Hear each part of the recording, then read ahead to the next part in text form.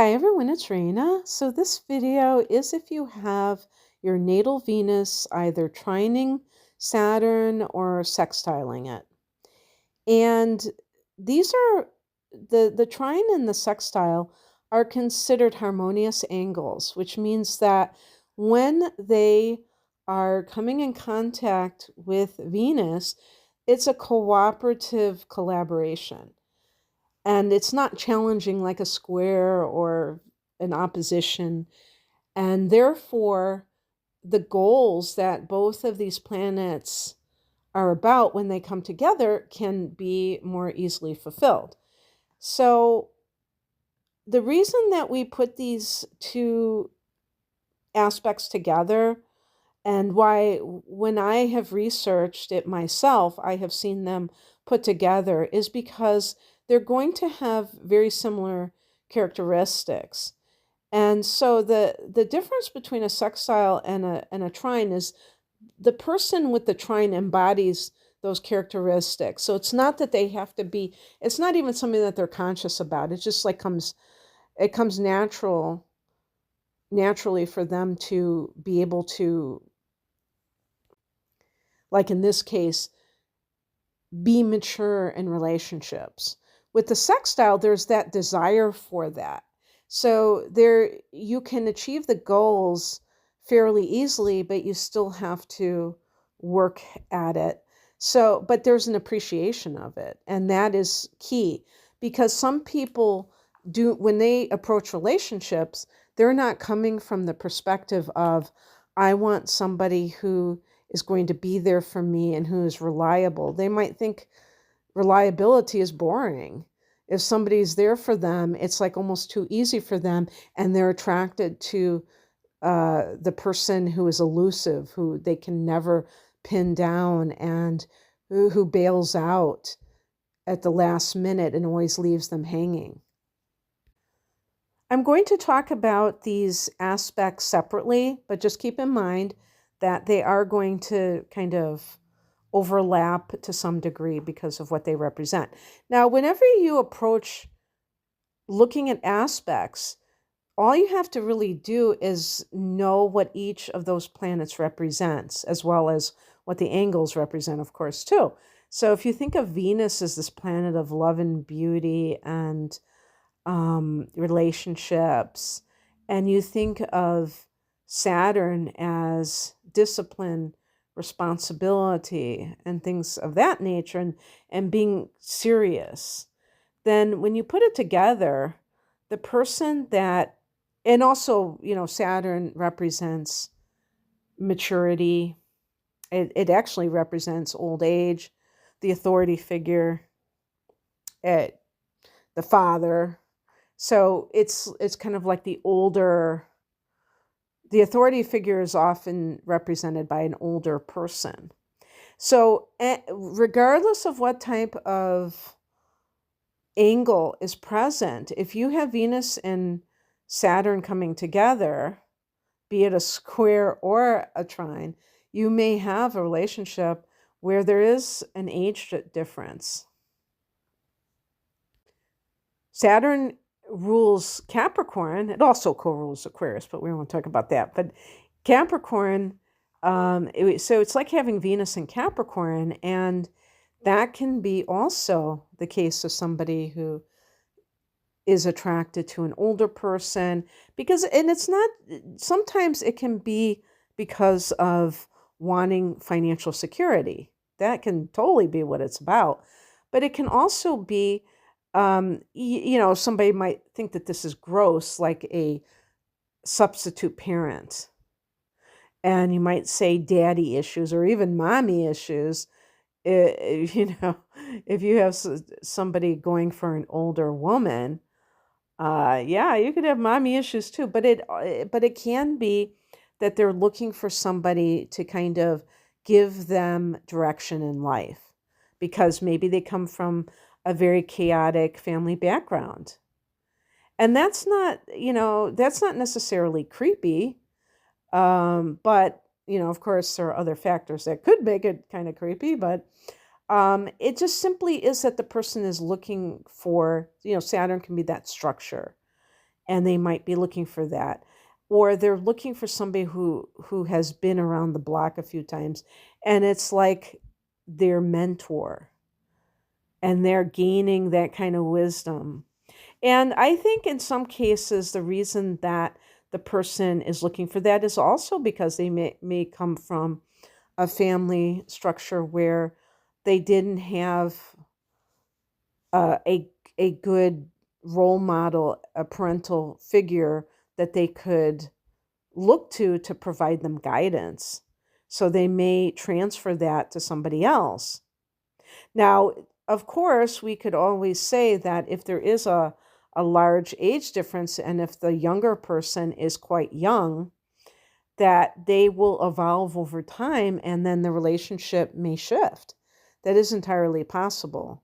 That's always going to be a situation when you get involved in those types of relationships. That's always going to be what I would call a danger, if you will, that the relationship will eventually shift, and then will it be permanent?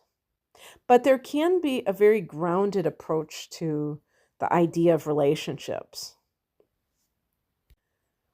The person with the trine, um, really can be mature in relationships and also, just gravitate towards relationships that promise stability versus that volatility that can be very exciting, but not so long lasting and very chaotic. And one of the key words with Saturn is responsibility. So people with the trine can feel that sense of responsibility within relationships, as well as looking at what does this relationship offer me from a practical perspective. So again, when we talk about, some people talk about like gold diggers, like looking for people with money. But sometimes people are looking for their partner to provide, not just be a provider, but provide them with some kind of, coming to the table with something where they can build a life together. So what I mean by that is, rather than someone who is like, if this type of person happened to be dating someone who doesn't have their life together, is a really great person, maybe they feel even physically attracted to this person, but they seem like they need to get their life together. They may not go with such a person because of practical concerns. They might think to themselves, why do I need this in my life? I'm looking to build my life with somebody who already has their, what together. And, this isn't going to get me there. So that's what I mean. Practicality is not something that, some people may even like cringe at that word in the context of relationships because they're like, that's not very romantic. But does romance pay the bills? That's what such a person with Venus trine Saturn, as well as Venus sextile Saturn, would think, because they're approaching relationships from a very constructive perspective.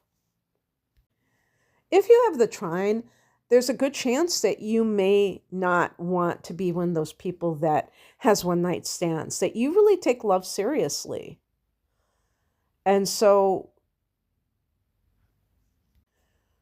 you want somebody that you can trust, that is going to be true to you, that you can count on, that's not going to flake out on you, and that you can have a real relationship with, not just kind of a hit it and quit it situation. Having sound judgment in terms of who you choose as a partner may be one of the things that you bring to the table with this aspect. Well, with both of them, but with this one in particular. And you're also like the type of person, Venus can be about all, types of relationships, and it's also about harmony. And so there's this sense of maturity when you're trying to mediate situations in general. Maybe this could even be something that you do for a living, like human resources, where you're like there managing the differences between two parties at work. But the point is that like in your relationships, you're able to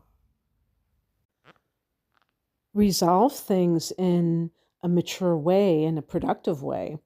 And the other thing that is kind of connected to that, talking about maturity again, is this age difference sometimes, and this feeling of, I think, I always think of it as you're the younger one, but it's possible that you might be the older one, and that you're kind of like mentoring a partner who is quite a bit younger than you, and you're because you're displaying that maturity in relationships and imparting it on someone else.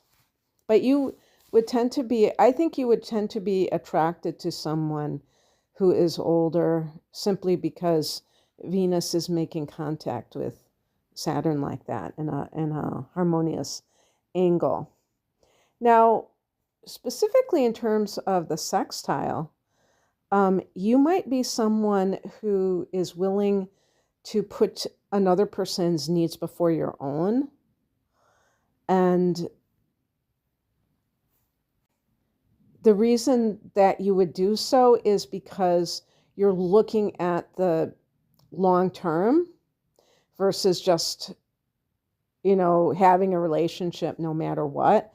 So if there's some kind of sacrifice that you need to make, you're willing to do so for the betterment of the relationship and for future security in that relationship. This can make you a partner who is very commitment oriented and someone that the other person can trust. And I should say too, with Venus, I always think of romantic relationships, but Venus rules the seventh house of committed partnership, which, yes, it can be love, but any kind of partnership. You could have a business partnership. It could just be like your relationships one-on-one with a bestie or something like that. It doesn't have to be a marriage or the equivalent. And so you just may be very loyal in those situations, and other people may find you very dependable and they feel like they can trust you. The other area where this may show up is with finances, because Venus, in addition to ruling the seventh house of committed partnership, it rules the second house of earned income in the sign of Taurus. In the case of the seventh house, it is ruling Libra. So those are the two signs that are ruled by Venus. And in the second house, it's your, the money that you're earning, but also your possessions. And Venus also rules your self-worth in addition to your net worth. So in terms of financial affairs, you can just be naturally good with them, and that you're able to manage money very well. And again, this is because Venus is making harmonious contact with Saturn, and Saturn is all about organization, and it's about being conservative. Now, you think about the word conservative, people automatically think of political ideology or something like that. But really, what is at the root of that is conserve, which is to save. So you might be somebody who is very good at saving money. And if you have a Venus in a more extravagant sign that tends to be a spendthrift, like the fire signs, this can be like a saving grace. And yeah, So that's what I have for you. I hope that this resonated. If you would like a private reading, the link is below. Take care. Bye.